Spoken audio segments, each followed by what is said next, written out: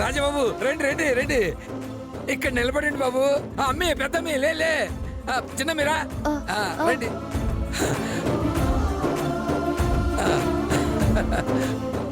ఆహా, సీతారాముల కళ్యాణం చూస్తున్నట్టుగా ఉంది. దేవుడు నాకు ఇంకో 2 కళ్ళిచ్చుంటే బాగుండేది. మొత్తానికి నేను అనుకున్నది సాధించాను. ఆ పార్థుగాడి ముఖాన ఎగిరెగిరి తన్నినట్టు బ్రహ్మాండమైన సంబంధం చూసి నా కూతురు పెళ్లి చేయగలిగాను. నా పంతం నెగ్గింది, నా ఆశ నెరవేరింది. నా బంగారు తల్లి నిండు నూరేళ్ళు పసుపు కుంకాలతో చల్లగా ఉండాలి, చల్లగా ఉండాలి.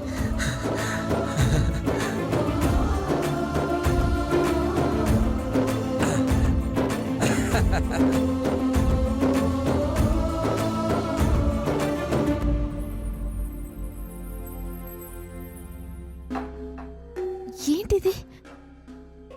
మనం అక్షింతలు వేయడమేంటి? మీ నాన్న గుండె నొప్పి వస్తుంది అనుకుంటే చివరికి మనకు గుండె నొప్పి వచ్చేలా ఉంది. అక్కడే ఉన్న మనకి తెలియకుండా ఇవన్నీ ఎలా జరిగాయి?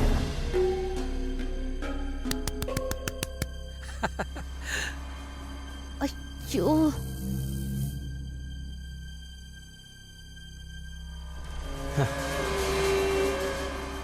నా ఊహలకు ఒక అందమైన దృశ్యరూపాన్నిచ్చి ఒక సరికొత్త నాటకానికి శ్రీకారం చుట్టి ఇంకా తెర వెనక ఎందుకు, ముందుకు రండి.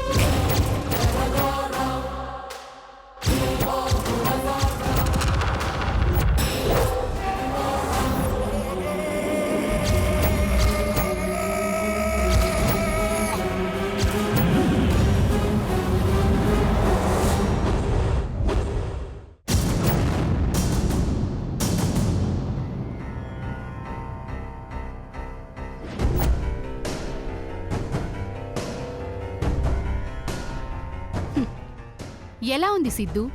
జరగని పెళ్లికి నేనిచ్చిన కానుక? కలిసొచ్చే కాలం వస్తే నడిచొచ్చే కొడుకే కాదు, నడిచొచ్చే తల్లి కూడా పుడుతుంది. అయినా ఇలాంటి ఒక అద్భుతమైన ఐడియా మీకెలా వచ్చింది మామ్? ఆ ఐడియాని ఇంత అందంగా డిజైన్ చేయడం ఎలా సాధ్యమైంది? ఇది బాలనాగమ్మ కాలం కాదు బాబూ, బాహుబలి కాలం. ఉన్నది లేనట్టు, లేనిది ఉన్నట్టు, జరగనిది జరిగినట్టు, ఏవైనా కళ్లకు కట్టినట్టు చూపించేటట్టు కాలం వచ్చేసింది. ఇంత అప్డేటెడ్ వర్షన్ ఆంటీని నేను ఇంతవరకు చూడలేదు. సిద్ధూ, అంకుల్స్ అవుట్డేటెడ్ అయ్యాక ఇంకా ఆంటీస్కేం పనుంటుంది? ఏదో నాకు తోచిన పని నేను చేశాను. మీరు సూపర్ మామ్. వరుదిని మెళ్ళో తాలి కట్టకుండానే కాళ్ళని కట్టేయగలిగాం. తల మీద తలంబరాలు పోయకుండానే తల వంచే పరిస్థితికి తీసుకొచ్చాం. ఇప్పుడు నీకు వరుదినికి పెళ్లి కాలేదంటే ఈ గ్రాఫిక్స్ కాలంలో ఉన్నా కూడా ఎవ్వరూ నమ్మరు. వాళ్ళు నన్ను చాలాసార్లు అవమానించారు.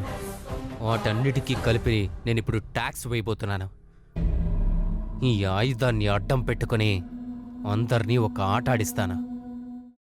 అమ్మా, అలాంటి వాళ్ళది నిజమైన ప్రేమ కాదు, అది వ్యామోహం.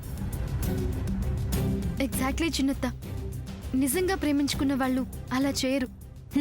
ఎంత మనసు విరిగిపోతే కన్న కూతుర్ని పట్టుకొని మా దృష్టిలో చచ్చిపోయా ఉంటుందా తల్లి? అది సరే అమ్మా, తన కూతురుతో తన మాట అనేటప్పుడు ఆమె మాటల్లో వ్యథ, కళ్ళల్లో బాధ గమనించావమ్మా? పెద్దబాబుకు బర్త్డే విషెస్ చెప్పు కూడా వెళ్ళాం కదా. ఊరికే ఎలా కాలిపోతుంది? మంట పెడితేనో పడితేనో తగలబడుతుంది.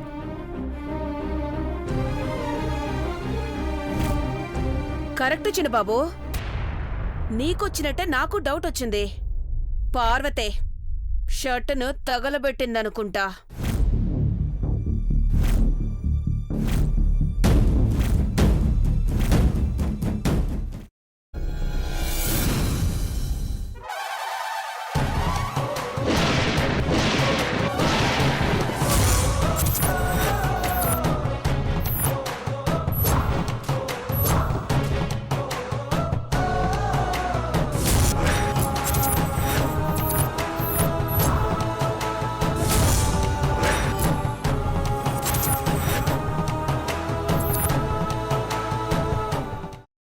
కున్న తర్వాత పొట్టు తీసేసి చాప్ చేసి పక్కన పెట్టుకోవాలి.